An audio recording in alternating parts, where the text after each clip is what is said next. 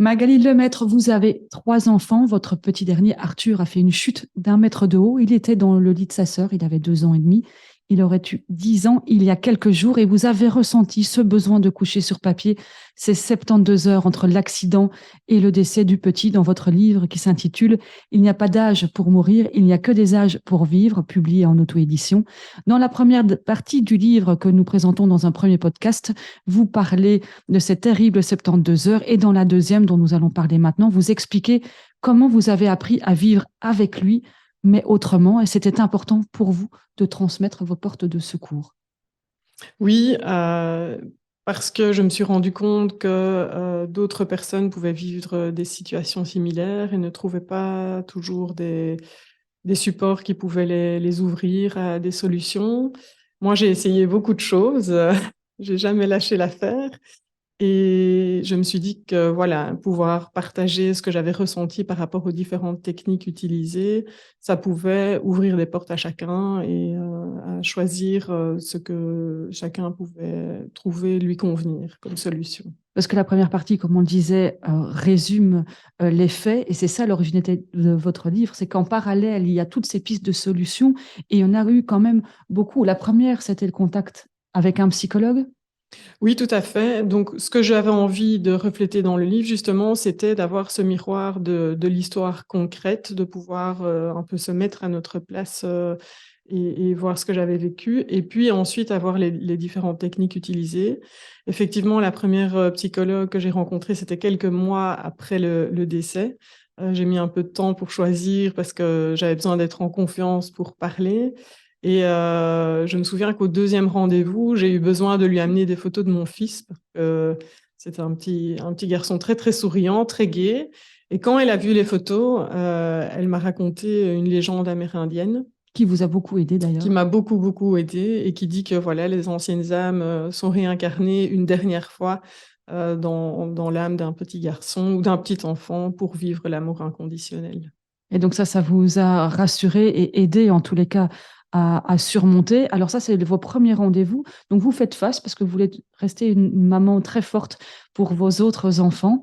Et donc vous prenez tout de front et 1 an après, vous craquez. Oui, mais je crois comme toutes les mamans, je fais de mon mieux encore aujourd'hui, hein, avec mes adolescents.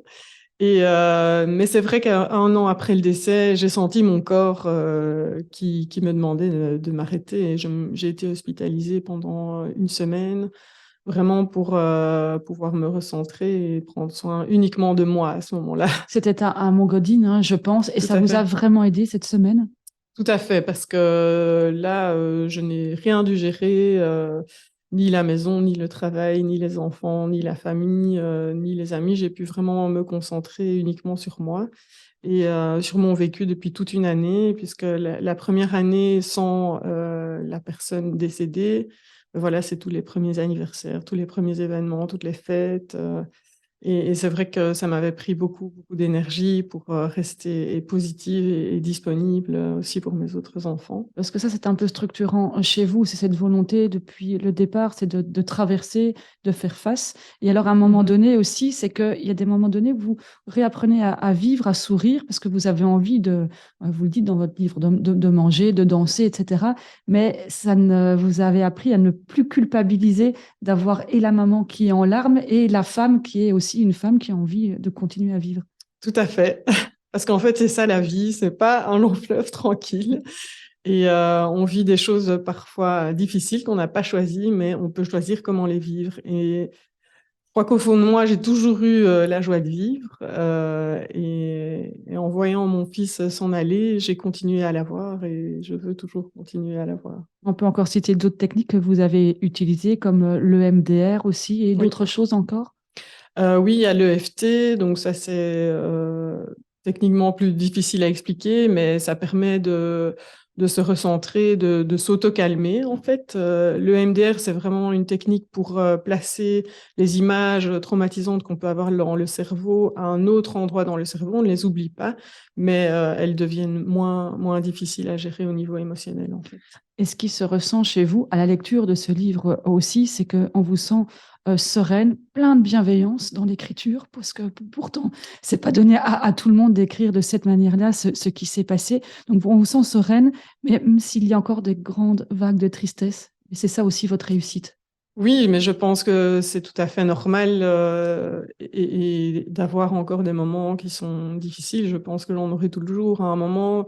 J'en parle comme les vagues. Le deuil est comme une vague qui peut tout d'un coup revenir en avant, repartir en arrière. Euh, mais Mais oui, je pense que l'écriture, j'avais quelque part ça en moi. J'ai toujours aimé écrire, j'ai toujours aimé les mots, mais j'aime aussi la transmission orale. Et le livre offre une liberté de pouvoir partager et d'échanger aussi ensuite. Et ça, c'est quelque chose de merveilleux, je trouve. en tous les cas, la leçon que l'on peut tirer de ces livres en vous lisant, c'est qu'il y a moyen, en tous les cas, de vivre avec une personne qui a disparu, mais tout à fait autrement. Un grand merci pour votre précieux témoignage, Magali Lemaître. Merci beaucoup. Merci Anne-Sophie.